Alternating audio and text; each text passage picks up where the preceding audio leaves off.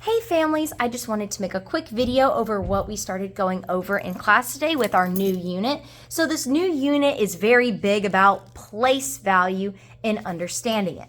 So one of the first things that we talk about is how the place values relate to each other. So let's say, for instance, I have 1, 1. 1, 1 doesn't really do anything by itself. But if I keep on counting 1, 2, 3, 4, 5, 6, 7, 8, 9, 10. Once I reach 10, now we start having a problem because it was a single digit and now we have a 2 digits inside of one place value. Well, we can't really have that because it doesn't really work. So 10 ones, it makes 10.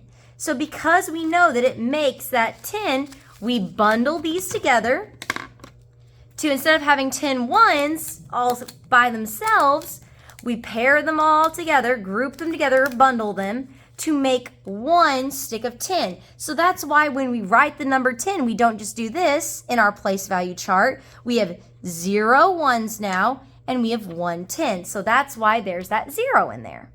Now, eventually, if we keep counting our 10s, so we have 10 right now, then we have 10, 20, 30, 40, 50, 60, 70, 80, 90, 100. Now, we know when we write the number with 100, we have this. Well, why does it look that way? Well, if we have 10 and we counted until we had 10 tens, well, I can't have 2 digits in the same place value spot. So 10 tens we know makes 100. So that's why we have to move them, bundle these guys together to make 100. And that's why there are 0 tens and 0 ones. And then we also talked about, well, what happens if we get 10 hundreds? Well, if we get 10 hundreds, we get 1,000. And we talked about that today. So we also started talking about how to write our numbers in the place value charts. So when we write our numbers, we started talking about the different ways we show or represent our numbers. So the way that we see this most often is with the standard form. Now, all the standard form is the regular way we write a number. So let's take the number 15, for instance. That right there is the standard form. It's where you just write the number normally. Now, then we started talking about drawing what that looks like. And we've touched on this in the previous unit when we draw our quick 10s and quick 1s. So this number is 15. We know that it's 1, 10, 5 ones because we do this a 10 way. So we got 5 ones. So I draw the 5 ones. 1, 2, 3, 4, 5. And I can write it at the bottom to help me.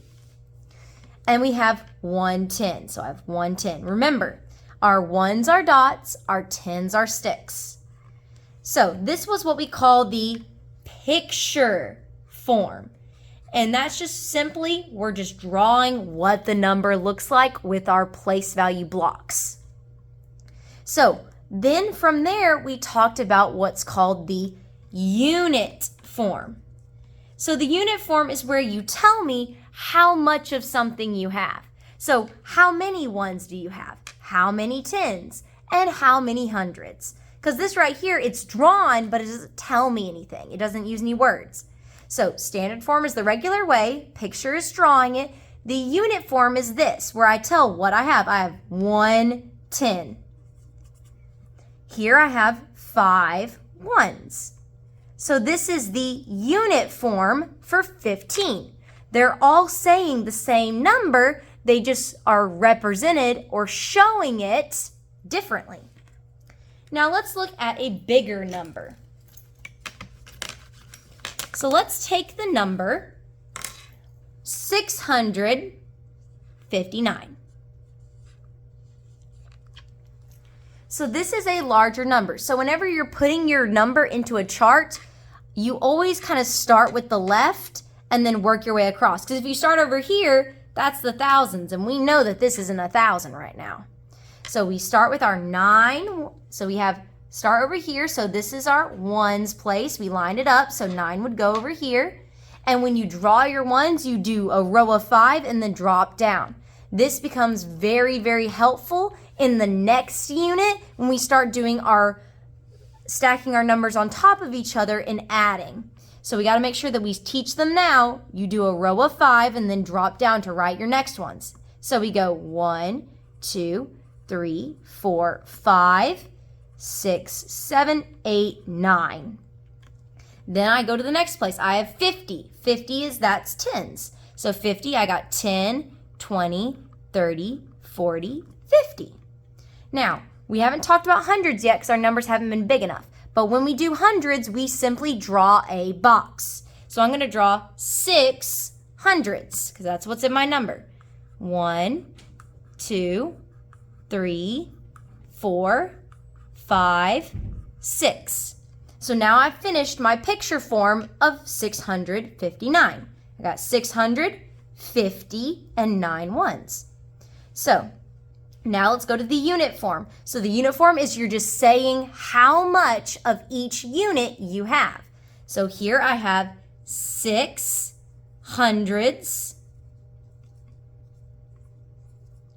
Here I have 5 tens. And here I have 9 ones. So this was just a quick overview of the different ways we've talked about currently to represent a number and what we went over today. I hope this was helpful.